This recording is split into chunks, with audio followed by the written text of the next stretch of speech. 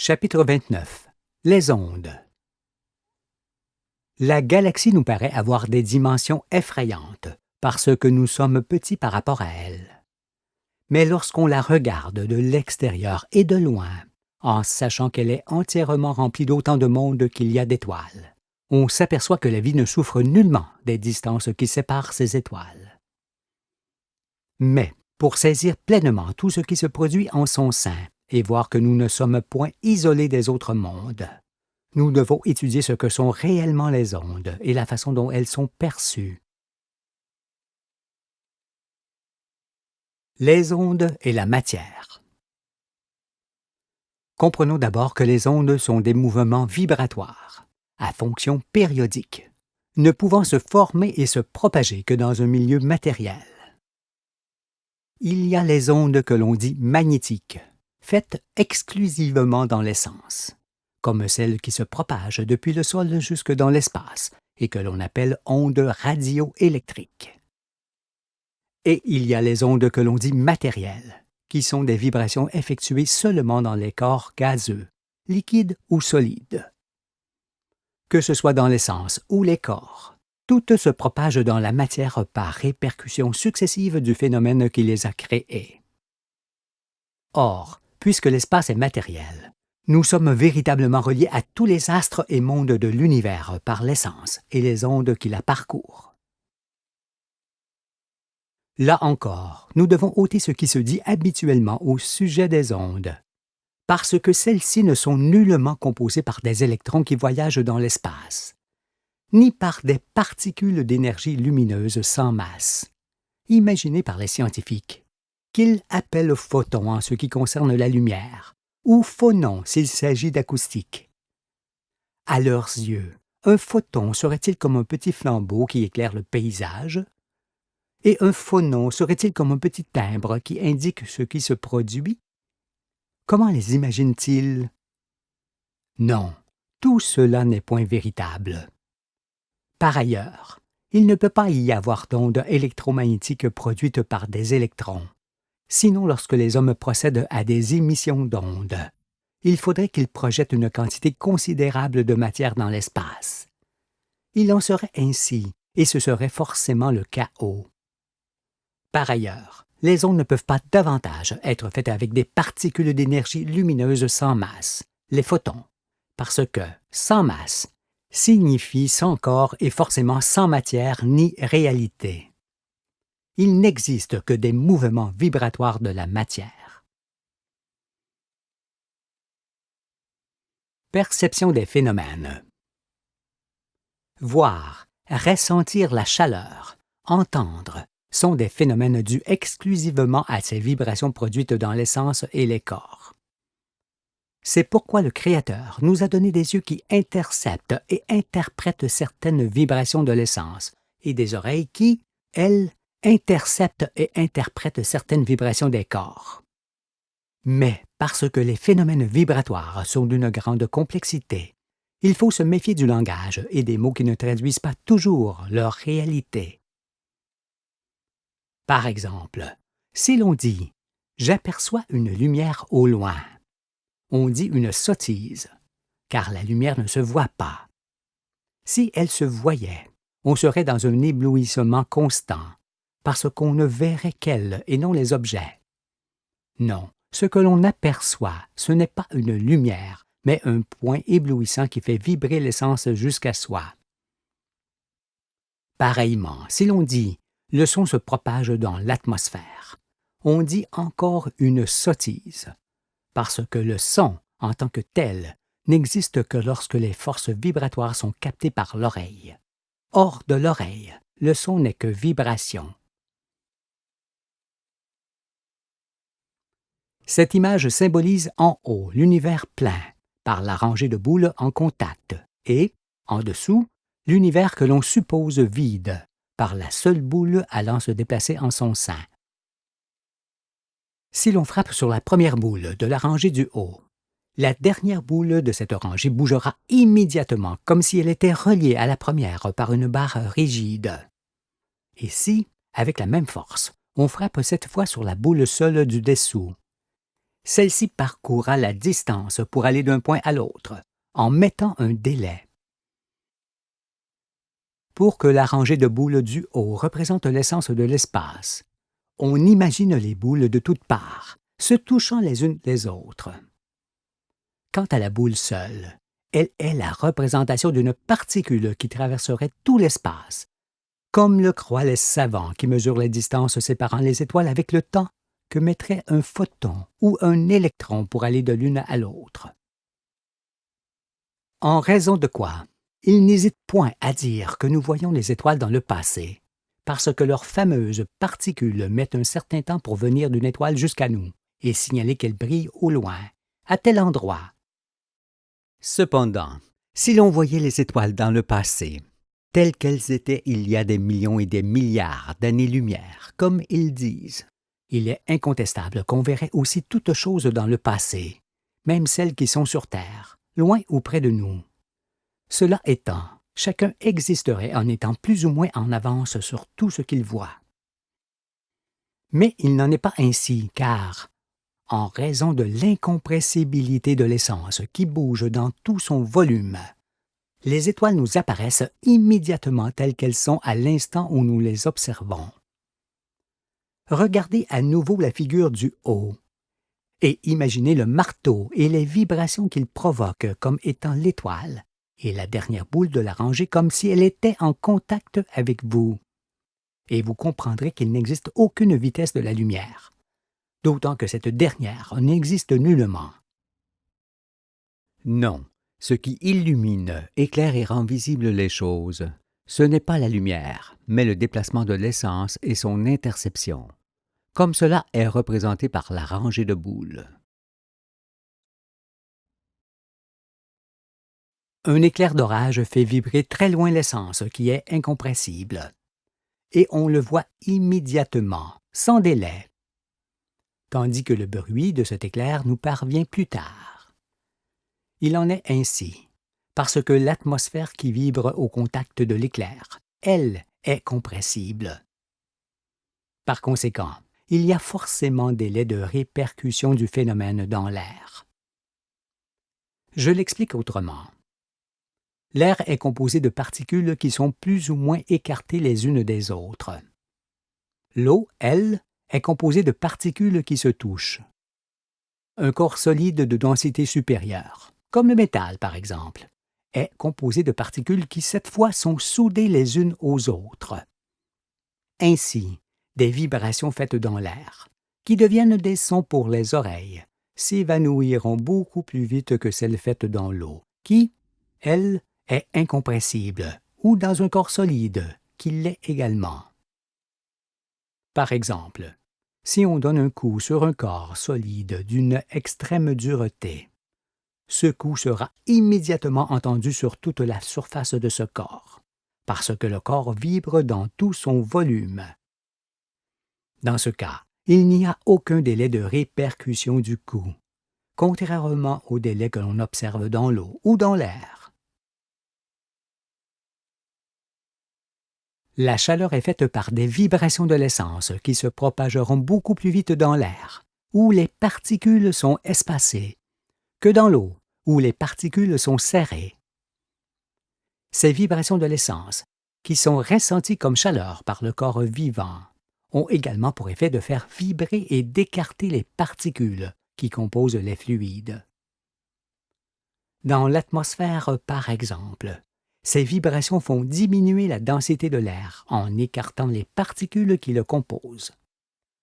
C'est pour cette raison que l'air chaud s'élève, car, de densité inférieure à celle de l'air environnant, il est obligé de s'élever. En raison de cela, sur la Lune, un ballon rempli d'air chaud resterait sur le sol, parce qu'il n'y a pas d'atmosphère. Si maintenant on imagine non plus une rangée, mais une multitude de boules côte à côte et en tous sens, on comprend qu'en frappant sur l'une d'entre elles, on obtiendrait le même résultat qu'avec une seule rangée, mais avec déploiement de la force.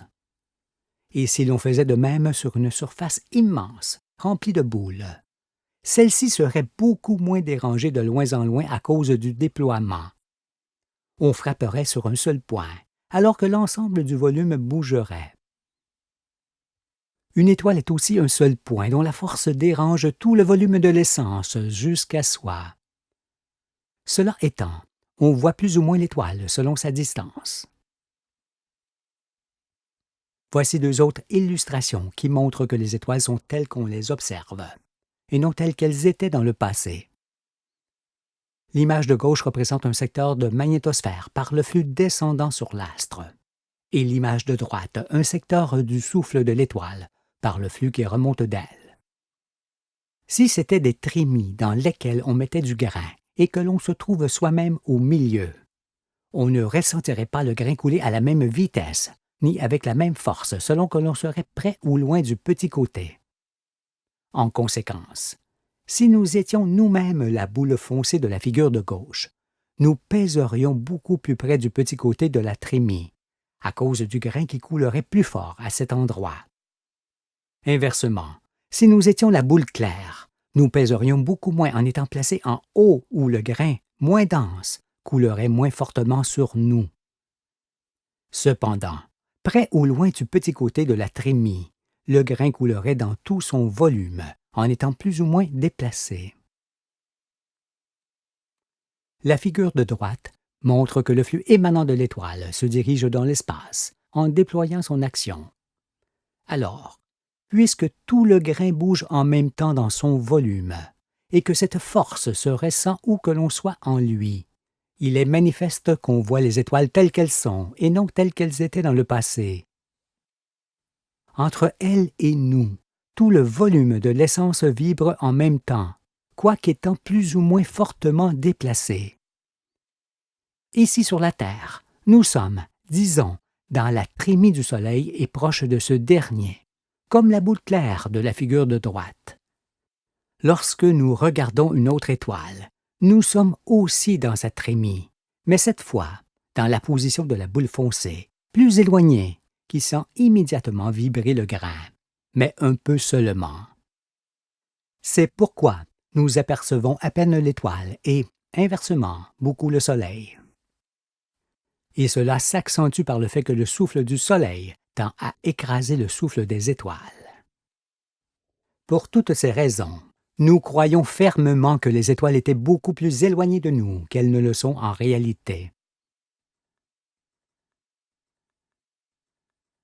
La chaleur et la lumière. Pourquoi la chaleur et la lumière sont-elles perçues lorsqu'on est assez près de l'étoile, alors que seule la lumière est perçue lorsqu'on en est fort éloigné?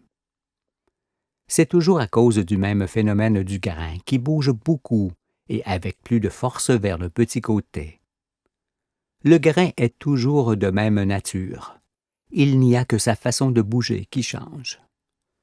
Et c'est ainsi pour l'essence qui est de même nature, près ou loin du Soleil, et dont on perçoit les vibrations comme lumière et chaleur, ou lumière seulement selon la distance. Ajoutons à cela que lorsque nous éclairons un feu sur Terre, nous sommes à la fois dans le petit trémie du feu et dans la grande trémie du Soleil. Nous percevons donc les deux sources. Mais le feu qui forme une petite trémie n'est pas en mesure de faire vibrer l'essence aussi loin que ne le fait le Soleil. On ne peut donc le voir de très loin. Si on dispose d'une petite résistance électrique que l'on porte au rouge pendant la nuit, et que l'on se recule d'elle, on aura tôt fait de ne plus la voir à environ 300 pas. Au contraire, en s'avançant vers la résistance, on l'entrevoit de plus en plus distinctement. Et enfin, plus près encore, on ressent la chaleur en plus de la lumière. Cela est indéniable. Si donc les photons existaient et voyageaient allègrement à plus d'1 milliard de kilomètres à l'heure, comme l'affirment les savants, n'arriveraient-ils pas ici à parcourir 300 pas durant toute la nuit, à partir desquels on ne voit plus la résistance? Y aurait-il un empêchement? La vraie réponse, c'est qu'une petite résistance électrique ne peut provoquer qu'un petit dérangement de l'essence environnante, alors qu'une étoile porte ses vibrations au-delà de la galaxie. Avec ces réalités, dont l'évidence ne peut échapper. Nous sommes loin des photons voyageurs qui vont d'un point à un autre sans rencontrer d'obstacles.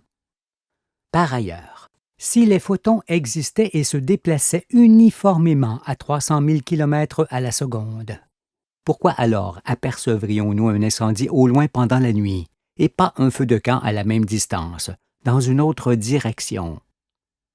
Y aurait-il, là aussi, un interdit à ce que les photons du petit feu nous parviennent avec la même vitesse que ceux du grand feu? Quel serait-il? Par ailleurs, si on chauffe un morceau de fer jusqu'à ce qu'il soit rouge et qu'on arrête ensuite de le chauffer, on continue cependant de le voir rouge et de ressentir sa chaleur pendant encore un moment. Il en est ainsi, parce que les forces qu'il restitue proviennent de la même source. Cela signifie que la lumière ou la chaleur sont de même nature et de même origine. Il n'y a que les vibrations qui les engendrent qui varient. Si donc la lumière était faite avec des particules d'énergie lumineuse, avec quoi la chaleur, qui ici a la même source, serait-elle faite? Sur ce plan, j'ai quelque chose à montrer. Les astronomes ont remarqué que l'ombre des satellites projetés sur l'atmosphère de Jupiter est plus chaude que le reste de cette atmosphère, éclairée par le Soleil. Ce qui s'explique fort bien avec ce qui vient d'être dit, car le rayonnement solaire écrase la chaleur qui remonte de Jupiter. Cela étant, l'ombre des satellites est forcément plus chaude que le reste de la surface de l'atmosphère. Il est incontestable que si, en se désintégrant, le Soleil ne soufflait pas l'essence qui le constitue, mais seulement des particules, comme cela est dit, toutes les étoiles de notre galaxie souffleraient obligatoirement les mêmes particules. Dans ce cas, l'espace en serait rempli, et les oiseaux pourraient aller de la Terre à la Lune en battant des ailes. De plus, un tel vent solaire chasserait forcément l'atmosphère des planètes, qui est aussi composée de particules. Certes, quelques particules du Soleil sont peut-être projetées dans l'espace par son souffle, mais ce ne sont point elles qui constituent ce souffle. Ôtez donc maintenant de vos esprits tout ce qui ne peut pas être, pour laisser la place à ce qui existe vraiment. Il faut comprendre que le Soleil n'émet point de lumière ni de chaleur, mais seulement l'essence qu'il anime de vibrations diverses. Et ce sont ces vibrations qui sont perçues par les êtres vivants comme lumière et chaleur, alors qu'elles ne sont que des forces vibratoires. Il y a ce qui provoque ces vibrations et ce qui les reçoit. Pour qu'il y ait réception, il faut qu'il y ait corps, et corps vivant pour qu'elles soient lumière, chaleur ou son divers. Pour les rochers, ces forces vibratoires restent des forces, alors qu'il en va autrement pour les êtres vivants.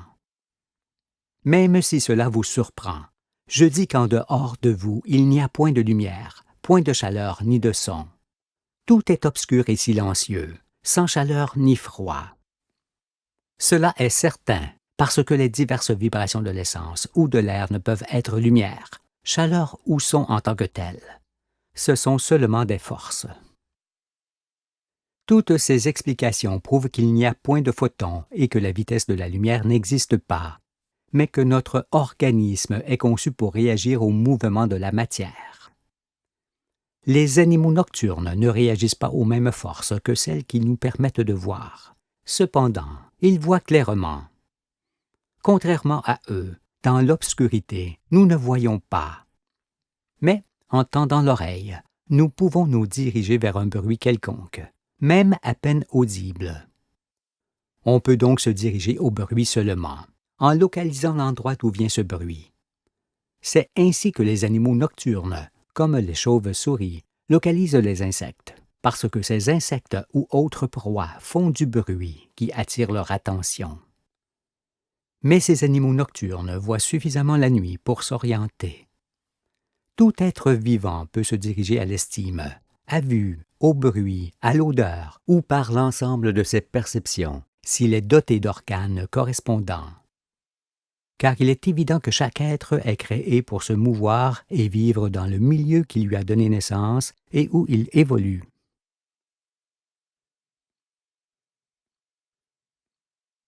Perception des couleurs. Il faut également savoir que c'est en raison de la grande diversité des vibrations de l'essence et de la consistance des corps qui nous les renvoient, qu'il y a couleur des objets et couleurs changeantes. Les objets et les matériaux sont cependant sans couleur particulière. Mais on les voit colorés en fonction du pouvoir qu'ils ont de réfléchir le flot de vibrations qui les frappe. Ainsi, la matière qui renvoie très mal ou pas du tout les ondes apparaît noire. La matière que l'on voit noire limite donc les flux perceptibles. Contrairement, la matière que l'on voit blanche, pouvant provoquer l'éblouissement, est la limite dans l'autre sens. Quant aux violents flux qui pourraient abîmer la vue, comme cela se produirait si l'on persistait à regarder le soleil en face, ils dépassent en puissance ce que l'on peut supporter. L'œil ne peut ni ne doit tout percevoir, et l'oreille de même. Il ne faut donc pas confondre les corps qui provoquent des vibrations, des ondes, avec les corps qui les renvoient, comme le fait la Lune ou un objet. Car le flux arrivant directement du corps qui l'émet jusqu'à nous montre ce point d'émission seulement. Et s'il nous est renvoyé par un objet, celui-ci prend alors l'aspect d'une source. On ne voit que les corps qui émettent des flux vibratoires, soit parce que ces corps sont des sources, soit parce qu'ils les renvoient en donnant l'apparence d'être des sources. On voit donc les choses en couleur, alors qu'en vérité rien n'est coloré. L'arc-en-ciel en est un excellent témoignage, parce qu'il est de toutes les couleurs, alors que l'eau est parfaitement incolore. Ces couleurs sont provoquées par le fond de pluie qui fait écho aux diverses vibrations solaires. Les matières ne sont pas en couleur, car ni l'éther, ni les particules, ni les astres ne sont colorés. La couleur n'est qu'un discernement et une identification n'appartenant qu'aux êtres vivants.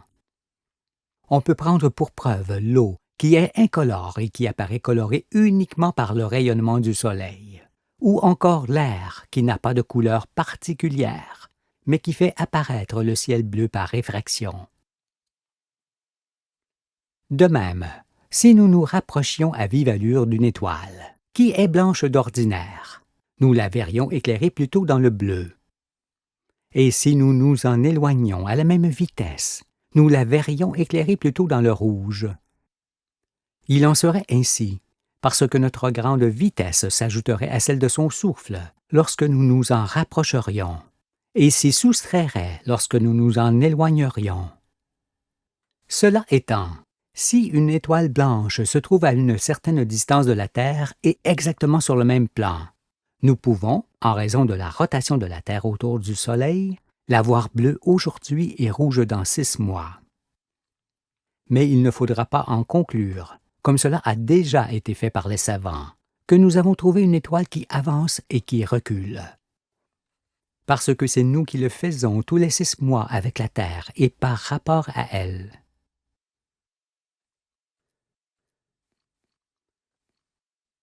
Les ondes provenant de l'espace. Toujours en ce qui concerne ces forces qui se propagent dans l'essence, il y a dans la grande roue tout un alphabet des bruits venant des astres en travail. La naissance d'un satellite produit un bruit identique à celui d'un gros éclair multiplié à la dimension de l'astre, qui pourrait être le A de cet alphabet. De par son activité, l'étoile elle-même provoque beaucoup d'ondes, et elle produit aussi une forte émission lorsqu'elle s'éteint, parce que sa magnétosphère disparaît en s'effondrant d'un seul coup et en entraînant ses astres qui se heurtent de plein fouet. C'est donc du cœur de la galaxie où vont s'éteindre les étoiles qu'il émane le plus d'ondes, d'autant que dans cette région les étoiles sont les plus nombreuses. Si donc l'on considère que la naissance du satellite est le A de l'alphabet des bruits, la fin de l'étoile et de ses astres clôt forcément cet alphabet par le Z. Les ondes produites par une galaxie en travail ne manquent donc pas. Ce sont elles que les savants écoutent depuis la Terre avec stupéfaction, car pour eux, chacune est un mystère. En effet, ces hommes installent des oreilles géantes devant lesquelles ils sautillent en entendant tous ces bruits étonnants qui arrivent du ciel dans un amalgame incompréhensible. et par la courbure que les magnétosphères infligent aux ondes. Cela se complique, parce qu'ils observent souvent devant eux ce qui se produit ailleurs. Mais ce qu'ils écoutent est comparable à la rumeur qui monte d'une foule au sein de laquelle tout le monde parle en même temps, car tous les astres travaillent en même temps. En supposant que l'on retire la croûte de la Lune, on obtiendrait une sphère métallique froide, entièrement rigide, qui renverrait les ondes venant de la galaxie et que l'on reçoit déjà directement sur Terre. Or, de tels astres ne manquent pas dans le ciel, car tous les satellites sont ainsi dès leur naissance, après qu'ils se soient refroidis. Des calottes métalliques se trouvent aussi dans l'espace à la suite des collisions dues à la fin des étoiles. Et lorsque ces calottes tournent sur elles-mêmes, elles sont en mesure de renvoyer les ondes d'une façon alternative, ce qui donnera d'excellents pulsars pour les savants. De tels morceaux d'astres existent dans toutes les galaxies, et plus particulièrement au centre de ces dernières, provoqués par la collision des planètes qui finissent avec leur étoile. On comprend que la partie arrondie d'une calotte est en mesure de collecter grand nombre d'ondes émises de toutes parts et de les renvoyer dans notre direction en un seul faisceau, d'une façon alternative si cette calotte tourne, ou continue si elle ne tourne pas. C'est pourquoi ceux qui écoutent les étoiles les entendent deux fois, directement et indirectement. Mais de tels morceaux d'astres sont de nature à troubler plusieurs savants, parce qu'ils pensent avoir affaire à une radiosource énorme, provenant d'un gigantesque cataclysme. Ils n'en sortent pas, car pour ce genre humain, tout est désordre, chaos et catastrophe, desquels les yeux d'Ève descendraient. Il est certain également qu'un amas d'étoiles émet des ondes à profusion, parce qu'il s'agit du travail des astres qui le forment. C'est ce qu'ils appellent un quasar cette fois. Mais moi je dis que les pulsars et les quasars sont comme les trous noirs de l'esprit de ceux qui, étant indignes de la connaissance, veulent absolument une origine et une fin à l'univers. Fuyez ces hommes. Votre salut en dépend, car ils sont fort loin de la réalité sur la matière, ainsi que sur les ondes et l'esprit qu'elles forment et portent dans tout l'univers.